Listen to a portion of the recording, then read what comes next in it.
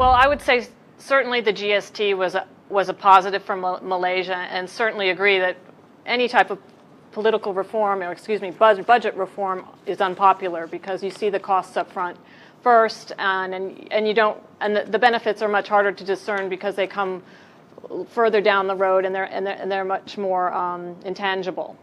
But certainly the GST and also the removal or reduction of fuel subsidies even earlier in the year, those are both very sustainable positives for the fiscal path.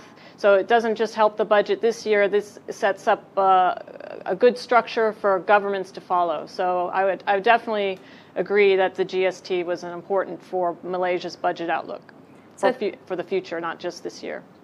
So do you see signs of more subsidy rationalization or other types of spending cuts on behalf of the government? Well, it's hard to say. I mean, obviously the government tightened its belt in response to the drop in oil revenues. So as far as the future, it will probably depend a lot on what oil prices will look like next year. Now, of course, OPEC is signaling, at least my interpretation of the announcement last Friday, was that certainly oil prices will look like they might be low next year as well. If that's the case, we look for the government to maintain its fiscal discipline as far as spending goes. So I'd be pretty comfortable to think that would be what would be going forward for next year. Now, oil prices are hovering at 6-year lows, but if we are to see a recovery next year, what might that mean for Bank Negara policy? Well, I mean, it's a big if, right? Because OPEC's signaling that they seem pretty comfortable with producing with no limit. But if one should never presume we know what the future will be, if we were to see a sharp recovery in oil prices or commodity prices generally, that would certainly support growth in Malaysia, and a tightening bias. I don't know whether we get a hike, but certainly might be getting a signal from the central bank that we might move in that direction. The Prime Minister pointing to those external factors, putting downward pressure on the ringgit.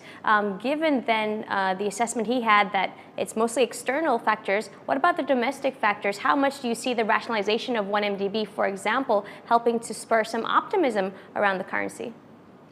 Well, I can't speak about domestic politics, but certainly any improvement in outlook and ability of governance to go forward is certainly a positive. Obviously, that news has been going around the marketplace, and any sign of that conclusion would be a positive for Malaysia. I would say also the low oil prices, we can't forget, would be a boost to consumption for Malaysia's economy. That's actually more important than oil exports. And we actually have, we must say, it's been a pretty tough year for Malaysia with the Fed uncertainty and the China slowdown becoming more protracted and commodity prices staying low. But yet we did see fairly resilient growth in Malaysia. Maybe not the best in the last 4 quarters, but certainly not far from the 10-year trend and actually outpacing ASEAN's average. So I would say Malaysia, it was a tough year, but Malaysia came out of it pretty well.